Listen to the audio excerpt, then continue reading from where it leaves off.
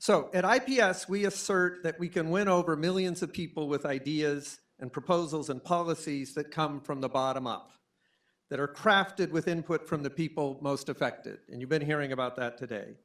And that to win against the authoritarian onslaught we face, we need a unique kind of leader. We need leaders who are devoted to this kind of people-centered policy, who come out of organizing backgrounds, who know how to break down walls between progressive movements, and how to inspire people to organize and build across movements. Congresswoman Pramila Jayapal became a clear model of this kind of leadership as she has moved from piloting one of the most dynamic immigrant rights groups in this country to the Washington State Senate and then to the US Congress in 2016. And as an organizer in Congress, she quickly teamed up with Representative Mark Pocan to become co-chairs of the Congressional Progressive Caucus, where she reorganized it for greater power. And she became the driving force for revitalizing a Congressional Progressive Caucus center that brought together outside power with inside power. She crafted the visionary Medicare for All bill by seeking input from thousands of people who were victims of this country's broken healthcare system. And she used the same inclusive model on immigration, on monopoly busting, on labor rights, and now on foreign policy. And we at IPS were particularly proud to partner with her in the remarkable National Domestic Worker Bill of Rights and the third Reconstruction resolution that we did with Reverend Barber and the Poor People's Campaign. So please join me in welcoming a person who has taught us how outside power linked to receptive and visionary leaders on the inside can win real change. Representative Pramila Jayapal from Washington.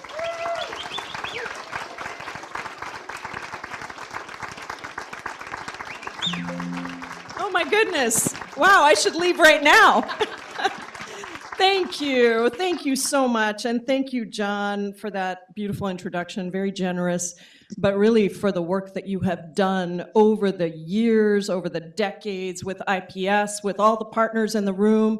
I mean, this is where I feel at home because I know that our values and our work are aligned. And I am just so grateful for all the strategizing. Whenever I have a problem that I can't figure out, I call John. And he helps me to strategize it and think about what the solutions are. And I think IPS has so seamlessly brought together all of these different issues. I mean, listening to the end of that last panel, thinking about the intersectionality of everything we do and how it really is all interconnected. I think that's a very unique thing that IPS had long before people even started talking about it. So thank you, IPS. Thank you, John. Thank you, all of you that are in the room today. I know we have Public Citizen, the Nation, the Wallace Foundation, who have all been part of pulling this together. It is really profoundly powerful to be here working on a bold future on the anniversary of the great John Lewis's passing. I think about that a lot because John was a hero for me, like he was for so many others, and I, of course, knew of him long before I had the opportunity to meet him and work with him. And my understanding coming from India and the nonviolence movement of Gandhi to the United States and the civil rights movement and nonviolence movement of Dr. King and John's particular role as a young organizer in that movement was so incredibly inspiring. And I remember in 2003, I was running my immigrant rights organization, and we did the Immigrant Workers Freedom Ride across the country. And we ended up in New York City, and we had about 250,000 people, which was a lot of people at that time. I was a pretty new organizer, and they told me that I was gonna speak right before John Lewis. And I almost lost my lunch because standing there next to the great John Lewis was incredible. Ultimately in Congress, I think John taught me a lot about how to be in the world and how to fight with ferocity, but also with gentleness, and also about how to use anger, how to use it to its best effect as an organizer. And during family separation and under the Trump administration, again, I'm a brand new member of Congress, had worked on immigrant rights, John would come to me and say, what can I do? What can I do on family separation to stop this? What are we going to do? And so we organized a couple of civil disobedience events to get arrested, thinking that we were going to get arrested in nonviolent civil disobedience, but the DC police wouldn't arrest John Lewis. So it put a little bit of a crimp in our plan. But I think it is wonderful to have the shoulders to stand on of John and so many others. And I think that question of what can I do is the question that is on so many people's minds, whether it's my constituents in town halls, whether it's in airports, no matter where I am, that is the question that I think I get asked. And we have a room here of some of the great organizers and strategists of the progressive movement. And I think we're asking that same question because we all see the multiple crises that are unfolding under our eyes. And you've had panels on so many of these things today, so I won't go into any one individual thing. But when we think about entire agencies, the government infrastructure being destroyed, of agencies that serve people, when we think about masked men being sent into the streets to kidnap and disappear people of all legal statuses, when we think about our own military being used against our own people on US soil, and the concentration of wealth and power into one person supported by pillars of millionaires and billionaires and the biggest corporations that prop him up, I think we know how urgent this moment is. And I think that the truth is that democracies fall in a matter of months, not years. And authoritarians can accumulate power extremely quickly, as we've seen in the last 6 months.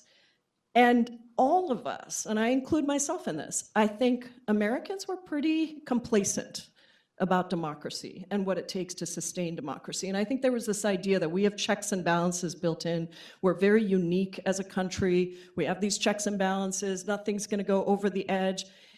The checks and balances require that you have two parties, the majority party and the minority party, who respect those checks and balances, who respect the Constitution, who respect the separation of powers. Article 1 is much, much bigger. If Jamie Raskin were here, I think he's going to be here later, you can ask him, get him riled up by saying, aren't we 3 co-equal branches of government? And then listen to him go off about how, no, Article 1 and the powers of Congress are much greater than Article 2 and the presidential powers. We're not co-equal, we're actually first. I gave Jamie's speech for him.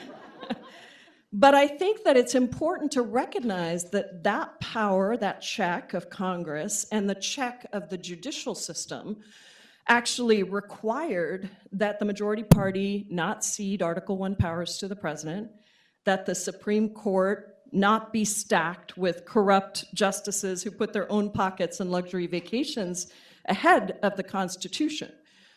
And so our opposition strategy has to be multifaceted. I mean, first, we have to make sure that Democrats do not agree to be complicit in any of this. We don't give our votes for it. We use whatever power we have in Congress to, and our platforms to fight back. As the top Democrat on the Immigration Subcommittee, a particularly cruel and brutal moment for all of us, certainly for immigrants of all legal statuses.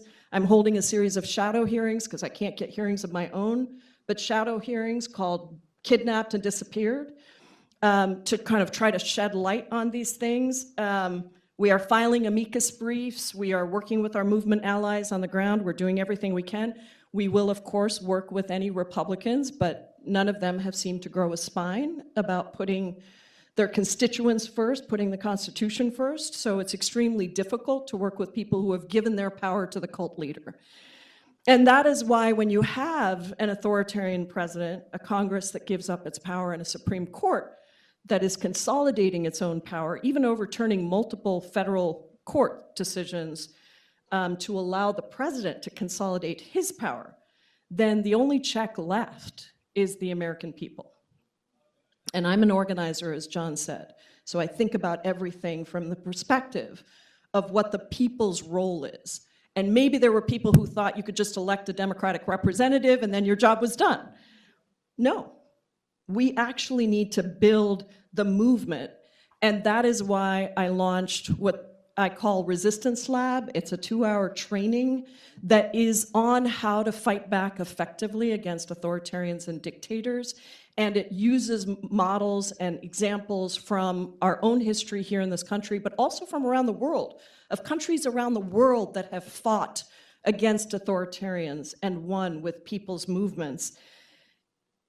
It's a shift in mindset about how to build an opposition movement that is a mass movement of the people that is actually not just bigger and stronger and more vocal, but actually willing to take risk in a way that perhaps you had not anticipated before. In the labor movement, big shout out to any of our labor allies that are in the room. We might call this getting people strike ready. I call it getting people strike ready and street ready. And really having people have a shared understanding of the frameworks of nonviolent resistance. We go through Dr. King's 6 principles of nonviolent resistance because we know it's not just the right thing to do, it's more effective than violence. But we also understand how dictators and authoritarians are propped up. And then once you understand those shared frameworks, what do you actually do about it? How do you move yourself to real action?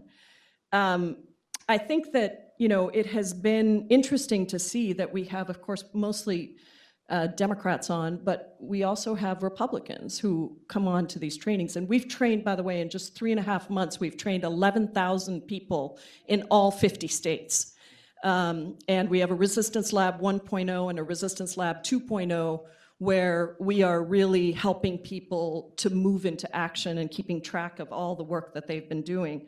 The next one is on September 7th. I hope you all will figure out how you can drive more people to it and participate in it and help build that.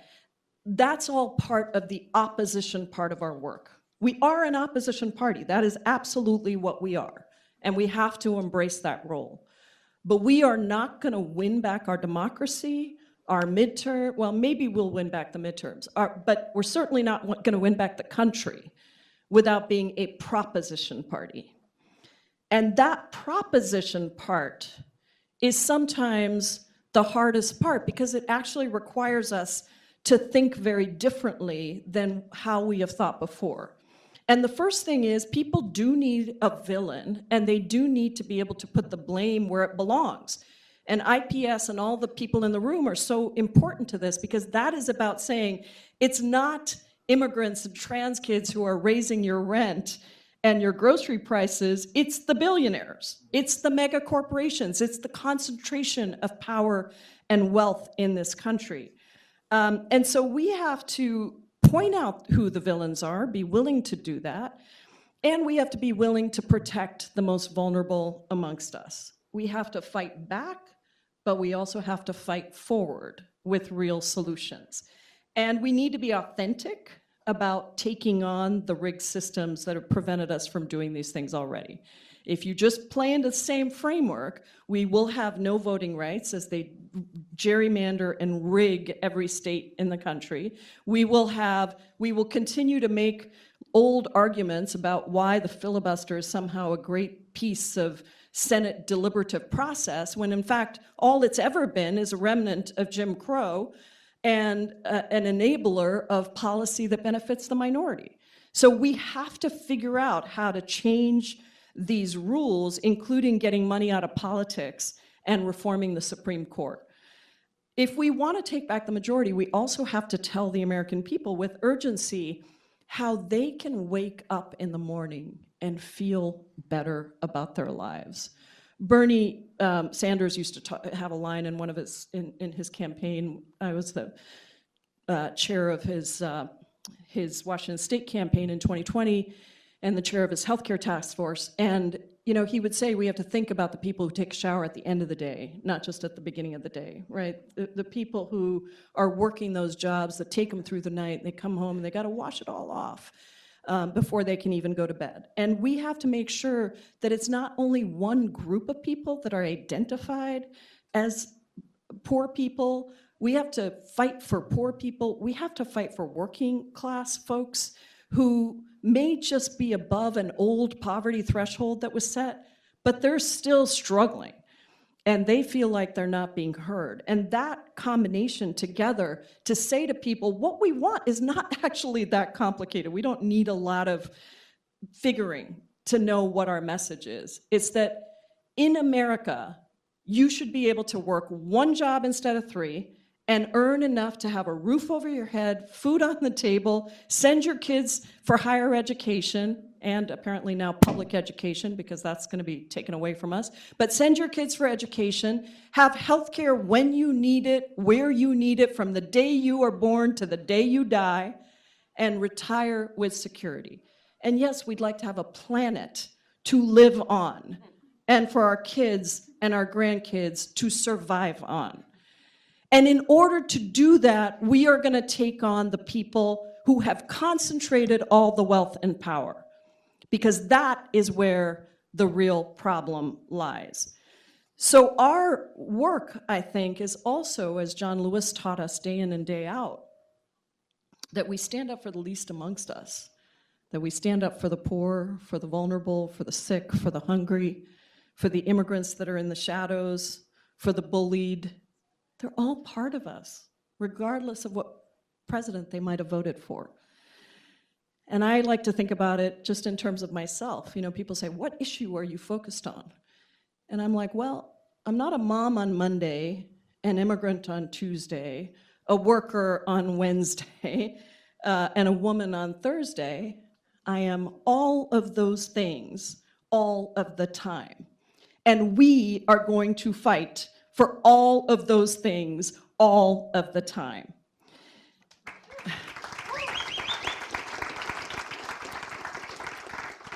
I want to say something about our proposition agenda as well, because this is different than other times in history. If we do take power, when we do take power, whether it's in 2 years or 4 years, we will have a country that has had so much destruction done to it that it won't just be building back better, tweaking a little. It will be completely building anew.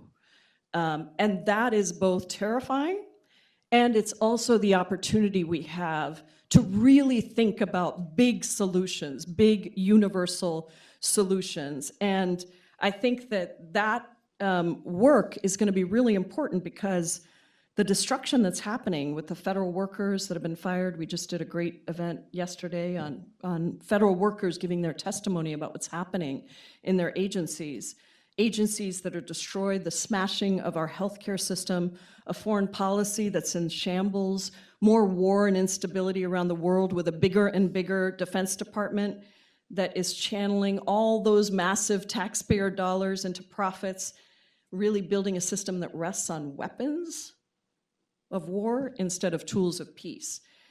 And so for us, the task is, how do we re-envision what justice and freedom actually look like? How do we actually build the systems that we want that prioritize working people and poor people from the get-go?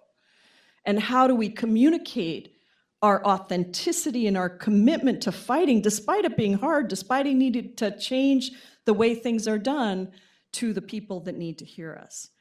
And so in a strange, bizarre way, or maybe this is just what I tell myself to wake up every morning, I kind of feel like this terrible time that we're in is also bringing our progressive values and policies into the mainstream in a new way.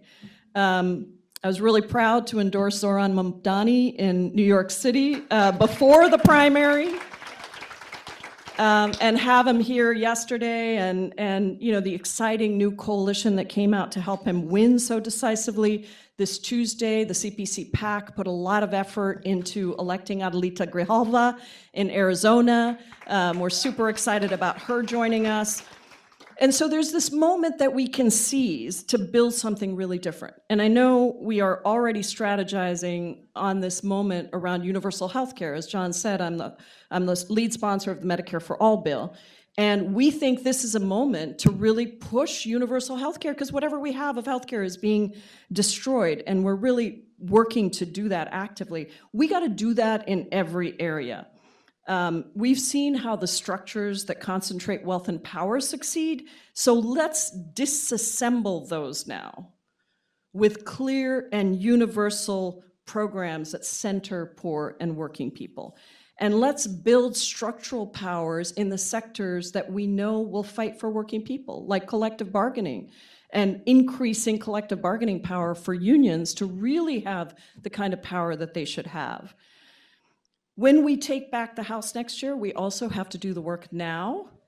I was just talking to our leader about this, to use our majority to demand something very different, to embolden Democrats to use our power fully and not get pulled back into a narrative of compromises that only get us small wins but huge losses. And so I'll just end with this. These are really hard times, and the pain and the suffering is real. Fox News was making fun of me because I went on TV and I said that every airport I'm in, every street I'm in, somebody comes up to me and sobs on my shoulder, literally, about what is happening to them. It brings me tears right now, about what is happening to them. And they made fun of me saying, of course, nobody's sobbing on her shoulders, but that is what is happening. People are seeing people die. They feel helpless, they feel powerless. And of course, those are the tools of the oppressor, is to make you feel helpless and powerless. So our job is to do it differently, is to certainly feel the weight of this brutal, cruel world that we are living in. But as organizers, we also know that strength always emerges in the times of worst crisis. That crisis is that moment that drives us to dig deeper, to see things differently, to take different risks, to build things that we had never thought of before, all that integrate gender justice, racial justice, economic justice. And that is the opportunity that we have when we realize how heavily dependent we are on each other. When you see these communities coming out to save people who are being kidnapped and massed and taken away from their homes, there's a new community that is emerging of collectivism. When we realize that dependence and we are forced out of our comfort zones and we reach down deep, that's the new strength we have. And we find real courage. Because courage, I always have to remind myself, courage is not acting when you feel no fear. Courage is acting in the face of fear. And so this moment allows us to tap into things in ourselves that we never had any idea that we were capable of. When we fight for the promise of freedom with the urgency it deserves, when we take risks that put someone else's safety over our own, that's the moment we're in. John Lewis would always say, never give up, never give in. Any of you who were at any march with John Lewis, he would always say that. We're never going to give in because we are not going to be silenced. We are going to show our power. Let's show our country just how beautiful it is when Black, brown, white, indigenous, poor, rich, immigrant, non-immigrant, rural, urban, trans, gay, straight are all able to live with true freedom. That's our power, power that is stronger and more coordinated than their hate, and love that is much, much greater than all the torrents of cruelty that are around us. That's the future we're fighting for, and I am so glad to be in it with all of you. Thank you so much.